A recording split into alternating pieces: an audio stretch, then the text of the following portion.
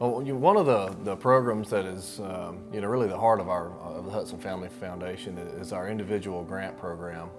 Obviously there's a lot of needs within our community, not only in our community, but throughout the state of Alabama and through Georgia. We didn't know of anybody or any group that was able to step in and provide individual financial assistance to families when they were going through a medical issue or some kind of unexpected circumstance. But each one of these problems has a name and a face and a family, and it could be us. I mean, we don't know why God blessed us with the ability to do this, but these families could be our family. So we just felt like we needed to be able to form something to step in and fill those needs, and that's what we do every day through the foundation on a day-to-day basis. I think one of the things that kind of struck Kim and I is, you could see the grief on the parents' faces of, their child sick. There's some uncertainty there, when they're going to get better, how they're going to get better. But then also, just because your child gets sick, that doesn't mean your problems in life goes away. I feel like, in that situation, your child needs to have all of your focus and time and energy and love. And, so those are things that, I felt like we could step in with our foundation and help out in an area or two to help, to take some of the burden off of these parents and to take some of the worry off of these families. Porter was born on September 14th, 2012. Normal pregnancy, normal delivery. First probably 2 or 3 months of life, everything was normal. Healthy.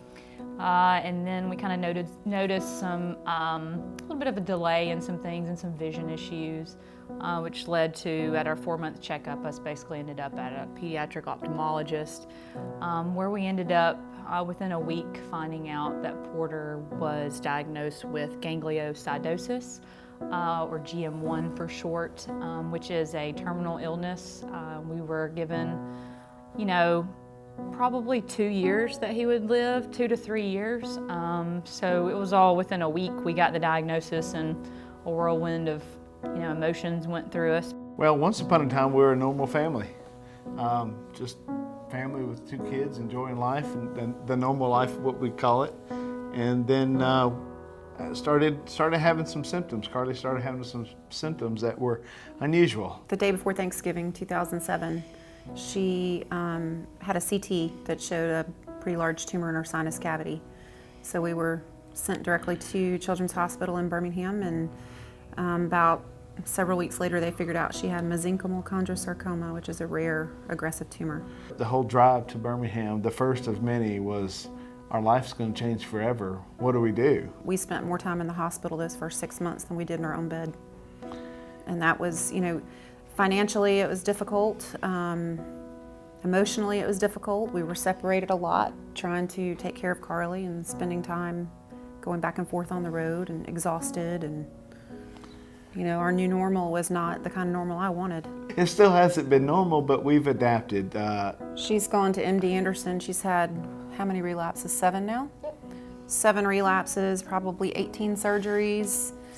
17 surgeries, 3 radiations, and we're still fighting. It's a burden, I think, that is placed upon you when you get a diagnosis. You have to deal with so many different things, and if you can have some kind of financial relief for the equipment or for the food that you need, the special food or the therapies that you need, that can help your child live longer than they're supposed to, then that's a There's blessing. just so many different things that are going through your mind, like emotionally and physically being drained and just constantly going to the doctor.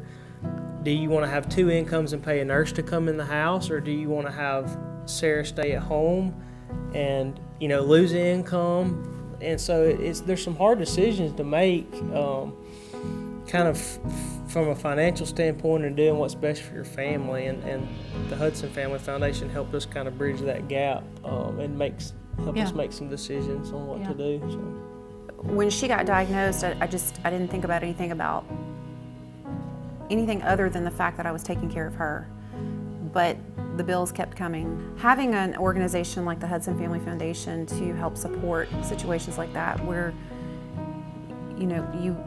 you are able to receive that extra type of funding, is very beneficial for families like ours that need that, because you don't think about how you're going to pay for it or how you're going to make ends meet. We were able to have 4 years with him. So he recently passed away on November 10th. So we were able to, have him twice as long as we thought we would. So that was a blessing. We were able to take some of their bills and take care of those and just provide financial assistance and do some legwork for them. But it's just a blessing to be able to step in and help those families who need us.